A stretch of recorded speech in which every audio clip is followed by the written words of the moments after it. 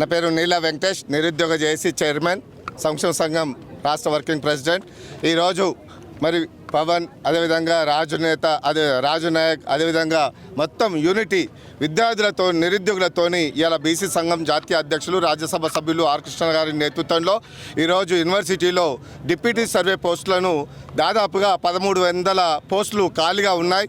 మరి ముఖ్యమంత్రుడు గౌరవనీయులు పెద్దలు మరి యువ నాయకుడు 10,000 ఫిలప్ చేయడానికి సిద్ధపడ్డారు.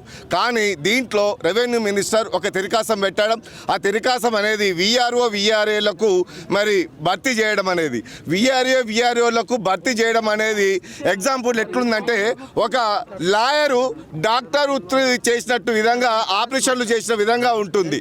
ఎందుకంటే ఉద్యోగుల పరంగా నిరుద్యోగులు ఉద్యోగాలు భర్తీ చేయాలని ఒక దిక్కుంగా పోట్లాడుతుంటే ఒక డిప్యూటీ, ఒక ఇంజనీరింగ్, డిప్లొమా, ఐఐటి, అదేవిధంగా బీటెక్ చేసినటువంటి నిరుద్యోగులను పక్కకు పెట్టి వాళ్ళు చేయాల్సిన ఉద్యోగాలు, వాళ్ళు చేయాల్సినటువంటి భూ సర్వేను ఇలా విఆర్ఓలకు ఏం తెలుస్తుంది?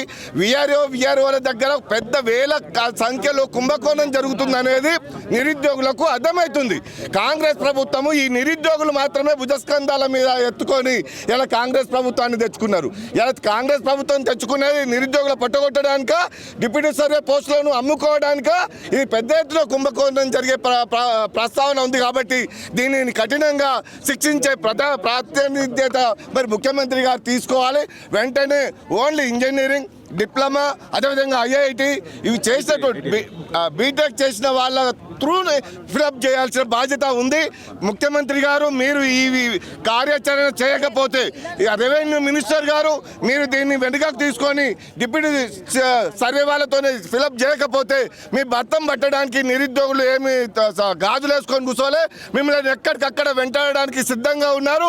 మా పోస్టులు మాకే భర్తీ చేసే విధంగా మీరు కార్యాచరణ చేయకపోతే మా కార్యాచరణ ఎప్పటికప్పుడు మరి ఆర్ కృష్ణ గారి నేతృత్వంలో పెద్ద ఎత్తున ఉద్యమం చేయడానికి కూడా వెనుకాడబోమని చెప్పి హెచ్చరిస్తున్నాం. నూతన ప్రభుత్వం, ప్రజాప్రభుత్వం తీసుకొచ్చే ధరణి స్థానంలో భూభారతి అనే రెవెన్యూ చట్టాన్ని తీసుకోవడానికి మేము స్వాగతిస్తున్నాం. ఎట్ ద సేమ్ టైం రైతులు చాలా కష్టపడ్డారు, వాళ్ళ భూ సమస్యలు ఉన్నాయి, ఈ ధరణిలో సమస్యలు ఉన్నాయని చెప్పి భూభారతిని చట్టం తెచ్చారు. ఆ చట్టంలో భాగంగా 1000 నూతన డిప్యూటీ సర్వే పోస్టులను మేము రిక్రూట్ చేస్తామని అంటున్నారు.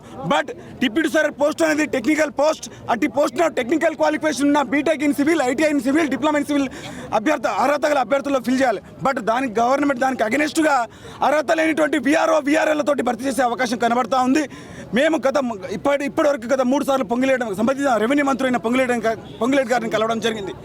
3 సార్లు కలిసినా మేము విఆర్ఓలతో ఫిల్ చేసుకుంటాం, విఆర్ఓలతో భర్తీ చేసుకుంటాం, వాళ్ళకు ట్రైనింగ్ ఇచ్చి వాళ్ళను మేము సర్దుబాటు చేసుకుంటామని ప్రతిపాదన మా ముందుకు తెచ్చారు.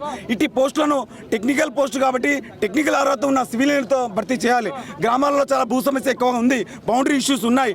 అట్లాంటి టెక్నికల్ నాలెడ్జ్ కలిగిన మేము గత 4 సంవత్సరాలు లాటిట్యూడ్ కానీ, లాంగిట్యూడ్ కానీ, డీజీపీఎస్ కానీ, టోటల్ స్టేషన్ కానీ రకరకాల సర్వేయింగ్ ఎక్స్పెరిమెంట్ చేసి ఉంటాం. మేము ఐటీఐలో కానీ, ఐటీఐలో కానీ, డిప్లొమా కానీ, బీటెక్లో ఉన్నాయి. ఐటీఐ టెక్నికల్ నాలెడ్జ్ ఉన్న మేము ఆ పోస్టుకు ఎలిజిబుల్.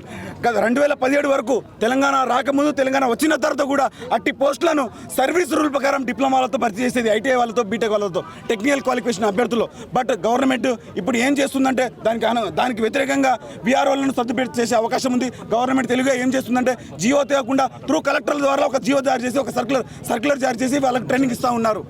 కాబట్టి అట్టి నిర్ణయాన్ని వెనక్కి తీసుకోవాలని మేము కోరుకుంటున్నాం. ఈ ప్రజాప్రభుత్వం తెలంగాణ నిరుద్యోగుల